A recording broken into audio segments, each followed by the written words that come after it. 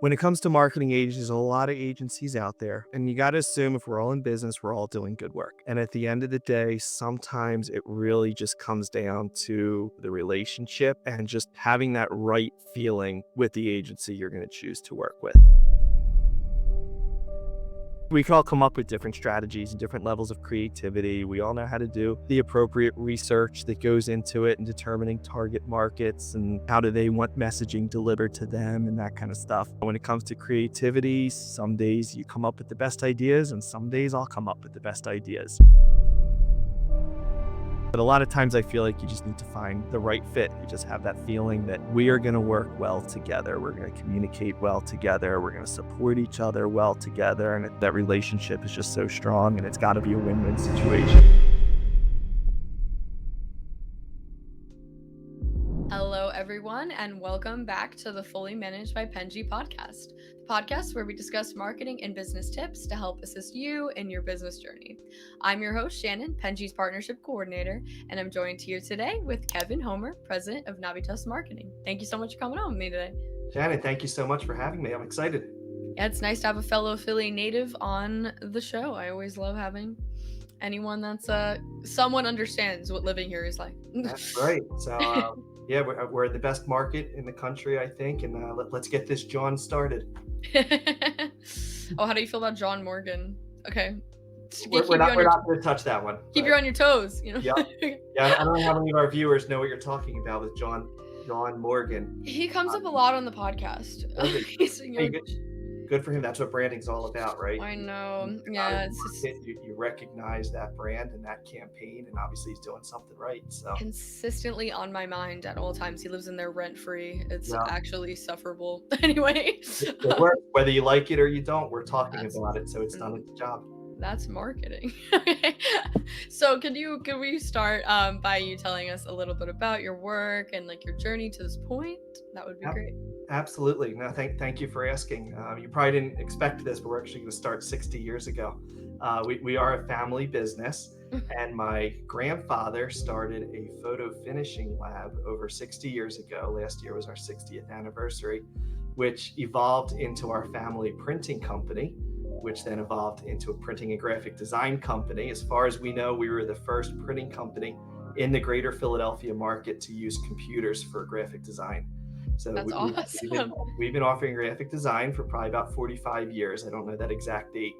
And we offered a lot of marketing services through our printing company. We built our first website in 1993, back when a lot of people thought websites were just a trend and just a fad. But if you wanted to be trendy, we were able to help you. And then as the marketing side of our business continued to grow, we actually started off, when I joined the business 15 years ago, I started to evolve the Homer Group into a full marketing agency, with printing being one of our supporting services.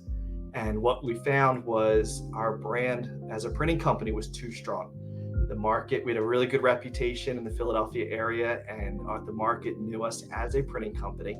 And it was really hard for them to get out of that mentality. And we also found that clients who came in on the print side of our business thought of us as a printing company, and they weren't interested in the agency side. You don't go to a printing company for these agency type services.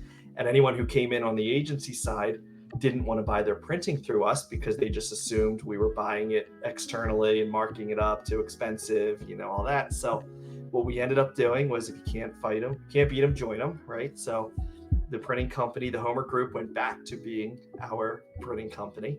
And that's when we started Navitas Marketing. So we established its own brand. We added a few more marketing services. We became a Google partner right when that program came out about 10 years ago. And having both sides of our business, with the Homer Group being our printing business and Navitas Marketing being our agency, we've done really well with having both companies complement each other and work together. We've been able to help a lot of companies who need both, and we're able to kind of utilize us as that one-stop shop, whereas that's typically hard to find. That actually is one. That was a great explanation, and two, that answers my question about the printing specifically, because I do talk to a lot of marketing agencies, and usually something that they don't list as something that they provide is prints or anything like that. So that's a very interesting segue. There's a lot of investment into printing equipment, so it's not as simple as a marketing agency just saying, it would be great if we could print this stuff too. It's not worth it for them. I don't care which agency you're talking about. It's just not worth it. You need someone who's truly doing this all day, every day, for it to be worth that type of investment. And technology is always changing, just like it's always changing for us in the marketing space. It's always changing in that print space also.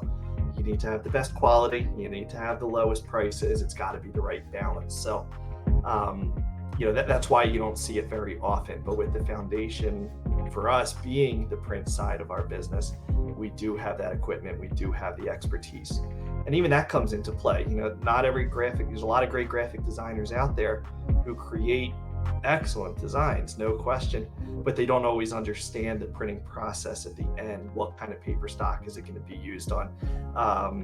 Some of the tricks with, crops and bleeds and, looks good on a screen, but is it going to look good up on a billboard? And, that kind of stuff. So there is a lot of expertise that comes into it beyond just the strategy of great design and great messaging. You truly need to understand that printing process at the end. Yeah, that's really helpful. I think that you're definitely right that a lot of designers can make amazing work, but they might not be able to contribute to the end product, which is something that's a product that needs to be sold or needs to be distributed, and that may not translate well if they don't know kind of how the dimensions work for that, or how it's going to look when it's like larger or smaller. That makes a lot of sense. Exactly. And we work with a lot of graphic designers also, so we're always happy to give them those tips and help them understand, like, here's why we need that document saved a little bit differently, or why you want to consider XYZ. It's all about working together. Communication, that's where we all succeed, I think. Oh, that's really kind. Try. We're very big with relationships around here. So we're not here to compete. We're here to all work together and make sure everyone does well at the end of the day. That's really good. So that kind of leads into my next question, which is like, what do you think is the most critical component to factor in when creating a successful marketing campaign? Do you think it's communication, like something you just mentioned, or do you think? I think that is a big piece of it. I always look at it as, when it comes to marketing agencies, a lot of agencies out there, and you got to assume if we're all in business, we're all doing good work. And at the end of the day, sometimes it really just comes down to the relationship and just having that right feeling with the agency you're going to choose to work with.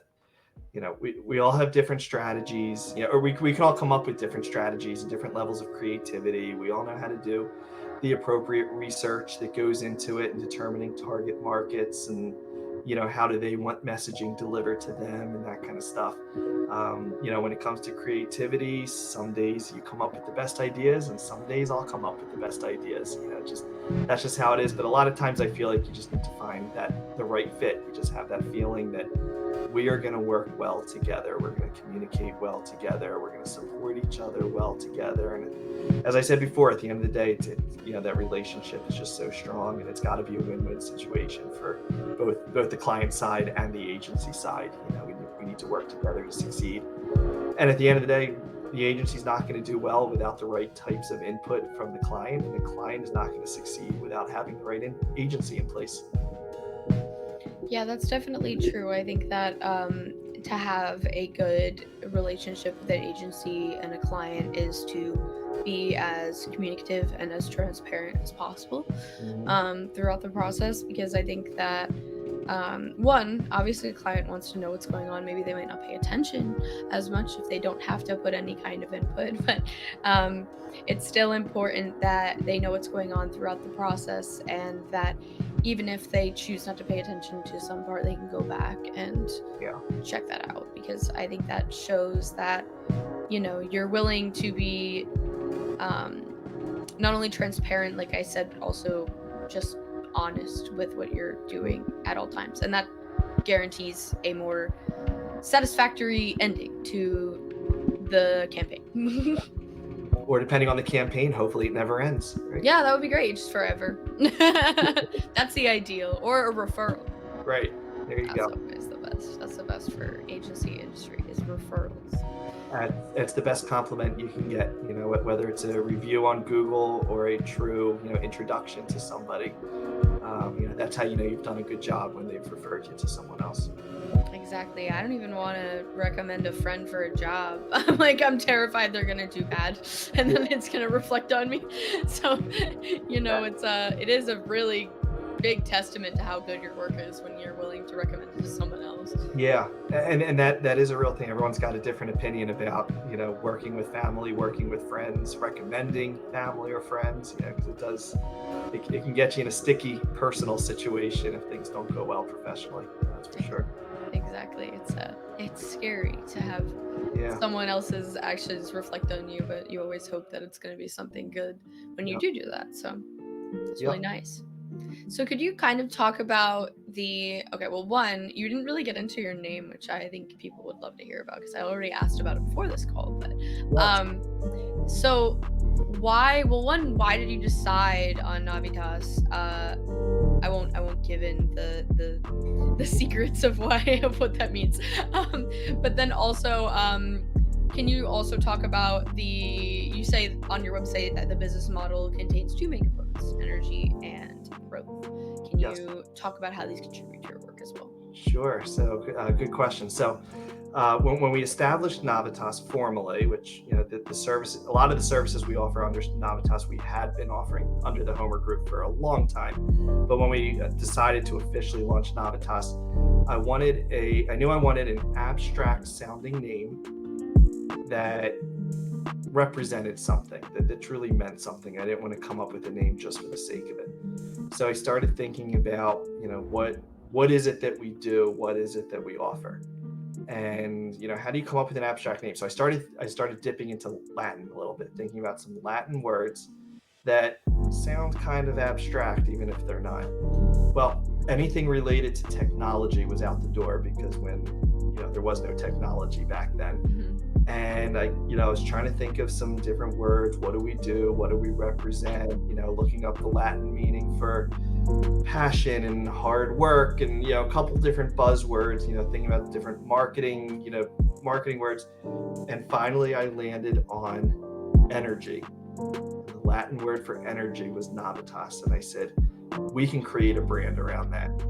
So Navitas is the Latin word for energy, and I kind of see it representing two ways. One is the energy that we put into our clients and the work that we do for them. And then we also help our clients find their own inner energy and put it into their sales and marketing approaches. That's really nice, actually. I did think it was a unique I guess way to market yourselves as a marketing agency. I think it's always very funny the kind of inception in marketing, because as marketing agencies you have to market yourselves, and then you also have to think about that and how different it is from your clients. But I do really like it. It's I talk to a lot of agencies, and there are some that stand out more than others, and so I did like that. And I love brushing up on my Latin. Yeah, I gave you that opportunity. Probably haven't had that for a while. If you look at our brand, everything we design and everything we do for ourselves represents some sort of source of energy. So if you look at our website, right on the homepage, we have a video, and it's everything from volcanoes erupting to we have somebody doing a cannonball into the ocean, to popcorn popping, because it takes heat and energy to do that. If you look around our office, we have depictions of lightning strikes, like I have behind me. We have volcanoes. We have peaceful sunsets. So there's all different types of energy, but we have that type of consistency in our branding, which is so important, and what we try to help our clients do as well. I think that's fun. I think also showing the variation is very cool for your clients to see, because they see like what the variation of what you can just make surrounding energy, and then that kind of also shows what you're able to do for them. I hope so. Now for our viewers, next time you're stuck in a thunderstorm and a lightning storm, I hope you think of Navitas. I know I will. So, could you kind of tell me what's your strategy for keeping up on marketing? Because marketing is a constantly changing field. Like, how are you consistently able to create campaigns that are both relevant and successful? We read a lot. So, there are so many changes and there's so much information and trends to keep up on. But on the positive side, there's also so many different resources and ways to keep up on it. So we try to go to industry conferences where they'll present the latest and greatest. We try to keep up on blog posts. We try to write blog posts, which require research, and you're kind of learning in that process of creating content with the intent of educating. We are a Google partner. So, through the Google Partner Program, we're kind of forced to keep up on all the latest and greatest of pay-per-click and display ads. We attend trade shows, so we see what others are doing and we keep up with those trends, and we're then able to translate that for our clients who are attending trade shows. We are a Meta agency partner, so that allows us to keep up with all the latest and greatest when it comes to Facebook and Instagram. There's a lot of different sources, and then of course just the strength of the team. So what I'm keeping up on isn't necessarily what she's keeping up on and what he's keeping up on, but that's okay because we're all working together, and that collaboration is what ultimately keeps us all in check and allows us to provide that latest and greatest value to our clients. I really like that. I love agencies and marketers that are consistently trying to keep learning, because I think that the marketing field is obviously not stagnant, but it's unique in a way that anything that involves advertising, I guess, in a way, is constantly changing based off of people's interests, and it's really almost fun to be able to delve into the different ways in which you can catch someone's attention. It definitely keeps things interesting. I mean, I like that every day and every month is different. Some people like going to that job where you just kind of have your routine and it's the same type of routine every day. Like, I love that every client is different, every strategy is different. Whatever strategy you come up with, it's going to change. There is importance to a business plan and a marketing plan, but I think it's so important to remain flexible within that plan because industry trends change, technology changes, you don't always know what's coming. So, it's good to have a plan, but it's also good to reevaluate that plan and shift, as you need to. And I think it keeps things interesting. I love that I can't tell you what a typical day looks like, that's intentional. I think that's a good thing.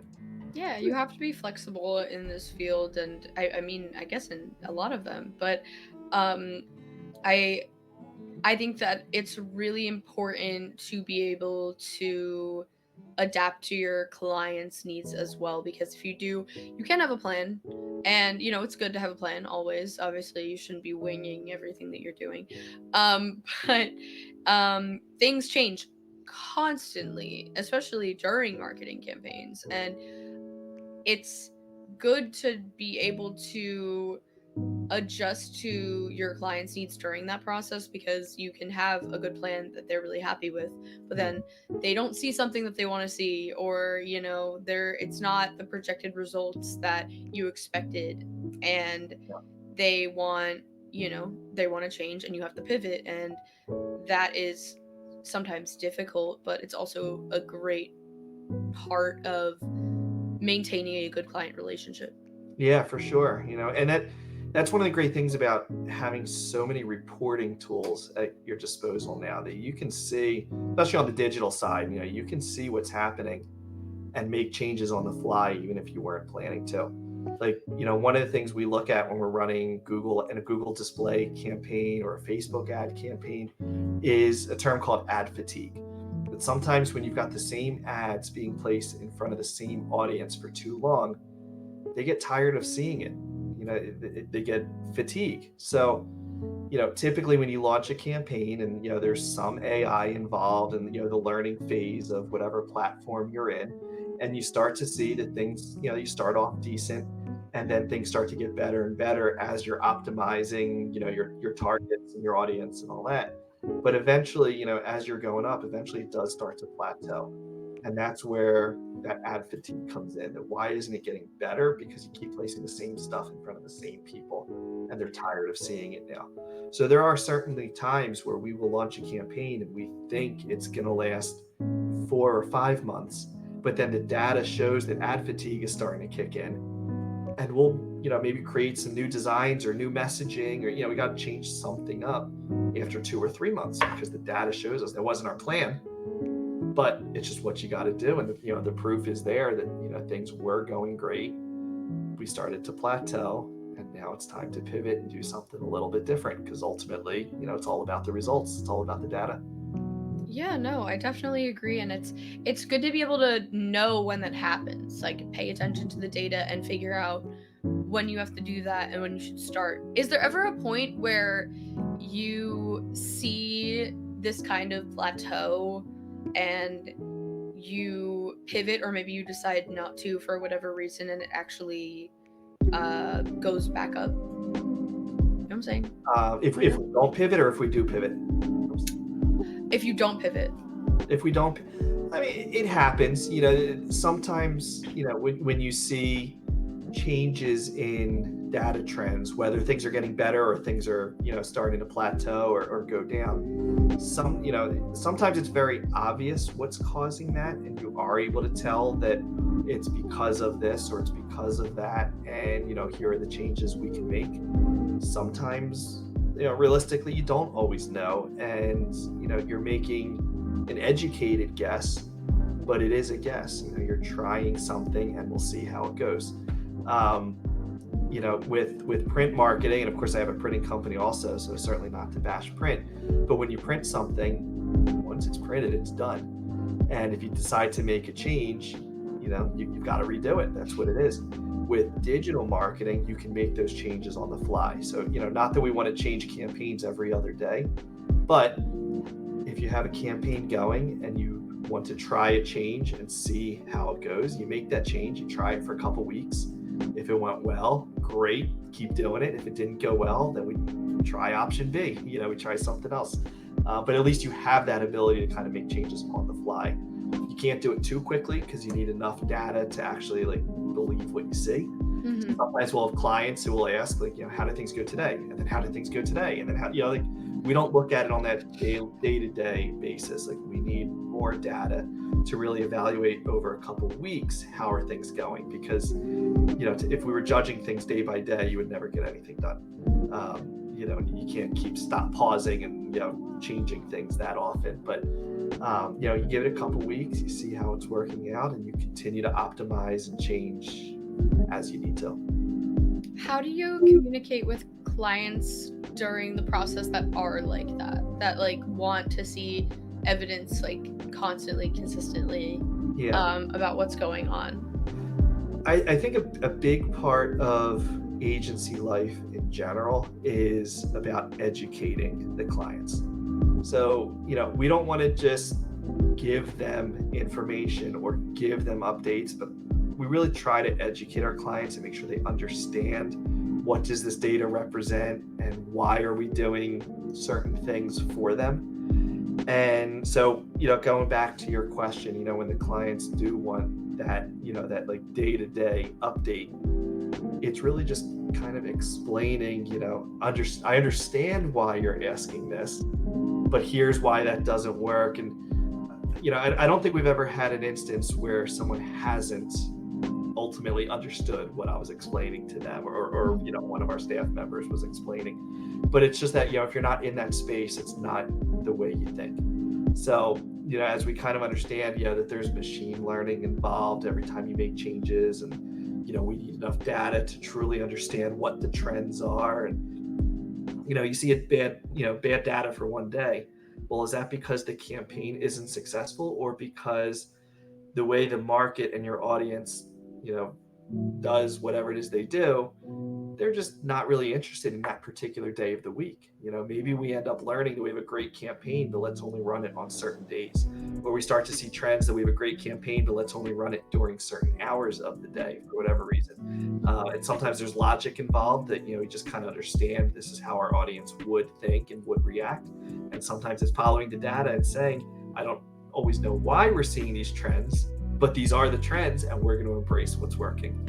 So, but it's all about that communication and education, I think, to help them understand why we're doing certain things. Yeah, I think that goes along with the transparency, I think, is, they want to know why what's happening is happening, and they're hiring you because they probably don't understand those things. Sure. There are things that they know that they need to teach us about their business for us to succeed better. And obviously it's why they're hiring us. There are things about our business that they need to understand and learn so that they can do their jobs better also. And I always think, you do your job, I'll do my job. At the end of the day, we'll all succeed. Yeah, exactly.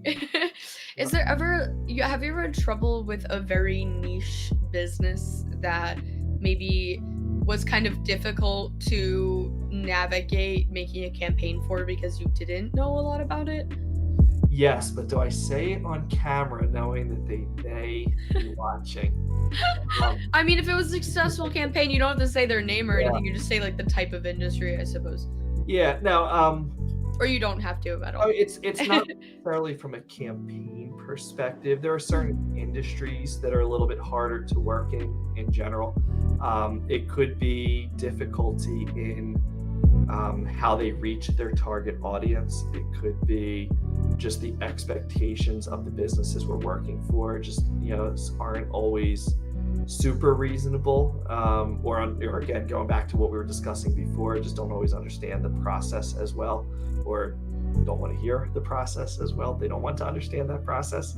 There are certainly industries that are a little bit easier to work with than others. It could be based on an audience, it could be based on a couple different factors.